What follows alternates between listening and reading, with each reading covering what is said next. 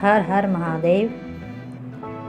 भगवान भोलेनाथ, जिन्हें हम शिव, महादेव, नीलकंठ और शंकर जैसे अनंत नामों से जानते हैं, भारतीय संस्कृति और आध्यात्मिकता के केंद्र बिंदु है। वे अनादि है, जिनका कोई आरंभ नहीं, और अनंत है, जिसका कोई अंत नहीं। उनकी कथा केवल एक कहानी नहीं, बल्कि जीवन के सत्य, वैराग्य, शक्ति और प्रेम का संगम है। यहाँ भगवान भोलेनाथ की विस्तृत महिमा और उनके जीवन के प्रमुख प्रसंगों का वर्णन है। भगवान शिव का स्वरूप अत्यंत निराला है। जहाँ अन्य देवता आभूषणों से सुसज्जित रहते हैं, वही शिव भस्म रमाते हैं, गले में सर्प धारण करते हैं और व्याघ्र चर्म पहनते हैं। उनके मस्तक पर चंद्रमा विराजमान है और जटाओं से माँ गंगा की धारा प्रवाहित होती है। उनके 3 नेत्र है, जिसमें तीसरा नेत्र ज्ञान और प्रलय का प्रतीक है। उन्हें भोलेनाथ इसलिए कहा जाता है क्योंकि वे अत्यंत सरल हृदय के हैं। वे केवल एक लोटा जल और बेलपत्र से प्रसन्न हो जाते हैं। वे असुरों, देवताओं, मनुष्यों और भूत प्रेतों सभी के आराध्य हैं। शिव की कथा का एक अत्यंत महत्वपूर्ण भाग माता सती के साथ उनका विवाह है। सती राजा दक्ष की पुत्री थी। दक्ष भगवान शिव के अघोरी स्वरूप के कारण उनसे घृणा करते थे, परंतु सती ने कठोर तपस्या कर शिव को पति के रूप में प्राप्त किया। एक समय राजा दक्ष ने एक विशाल यज्ञ का आयोजन किया, जिसमें उन्होंने सभी देवी देवताओं को बुलाया, लेकिन शिव और सती को आमंत्रित नहीं किया।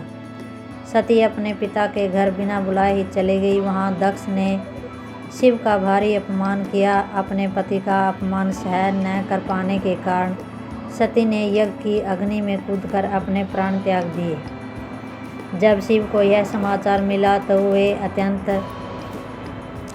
क्रोधित हो उठे। उन्होंने अपनी जटाओं से वीरभद्र को उत्पन्न किया, जिसने दक्ष के यज्ञ का विध्वंस कर दिया।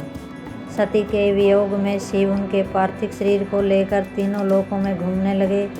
तब भगवान विष्णु ने अपने सुदर्शन चक्र से सती के शरीर के अंग काट दिए, जो धरती पर जहाँ जहाँ गिरे वहाँ शक्तिपीठ स्थापित हुए। इसके बाद शिव घोर वैराग्य में चले गए। सती ने ही पर्वतराज हिमालय के घर पार्वती के रूप में पुनर्जन्म लिया। पार्वती जी बचपन से ही शिव की भक्त थी, उन्हें पुनः पति रूप में प्राप्त करना चाहती थी। शिव उस समय हिमालय की गुफाओं में गहरी समाधि में लीन थे। पार्वती माता ने उनकी सेवा की, लेकिन शिव का ध्यान नहीं टूटा।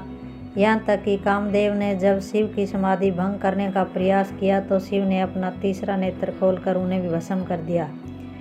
इसके बाद माता पार्वती ने सब कुछ त्याग कर कठोर तपस्या शुरू की। उन्होंने हजारों वर्षों तक केवल वायु और फिर कुछ न खाकर तप किया, जिससे माता का नाम अपर्णा पड़ा।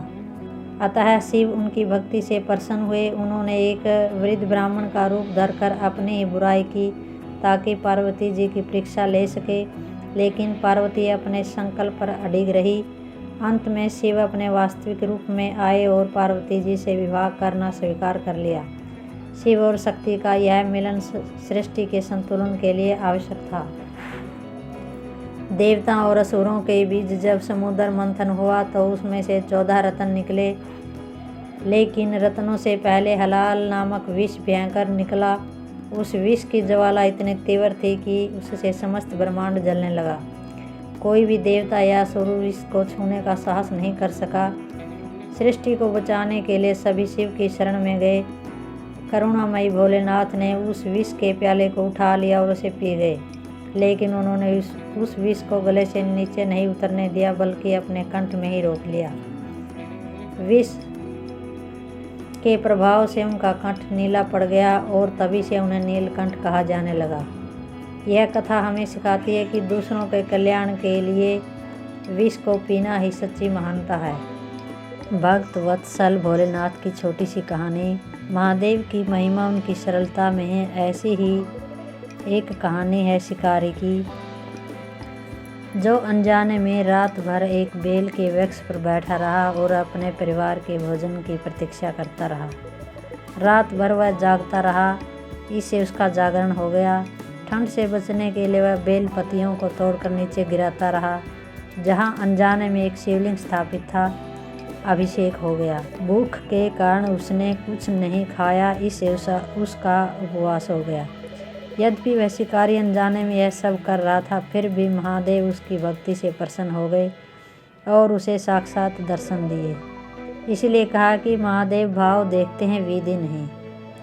शिव केवल वैरागी नहीं बल्कि एक आदर्श पति और पिता भी है। वे अपनी शक्ति पार्वती माता के बिना अधूरे हैं। अर्धनारीश्वर रूप यह दर्शाता है कि पुरुष और स्त्री एक दूसरे के पूरक हैं। एक बार ब्रह्मा और विष्णु के बीच श्रेष्ठता को लेकर विवाद छिड़ गया। तभी उनके बीच एक विशाल प्रकाश स्तंभ प्रकट हुआ, जिसका न कोई आदि था और न अंत। ब्रह्मा हंस कर ऊपर की ओर और विष्णु वराह बनकर नीचे की ओर छोर ढूंढने निकले, लेकिन दोनों असफल रहे।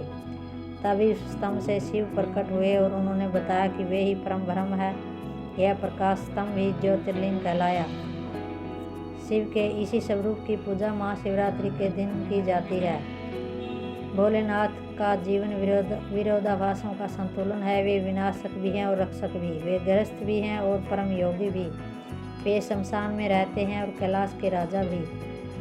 उनकी कथा हमें सिखाती है कि बाहरी दिखावे का कोई मूल्य नहीं है। शिव को प्रसन्न करने के लिए किसी आडंबर की आवश्यकता नहीं, केवल निर्मल मन और अटूट भक्ति ही पर्याप्त है। वे अपने भक्तों के संकटों को हरने वाले हैं, उन्हें मोक्ष प्रदान करने वाले हैं। भगवान भोलेनाथ की महिमा का गुणगान करना शब्दों की सीमा से परे है। वे सत्य है, वे शिव है और वे ही सुंदर है। जो कोई श्रद्धापूर्वक उनकी कथा सुनता या पढ़ता है, उनके जीवन के सारे कष्ट दूर हो जाते हैं। हर हर महादेव।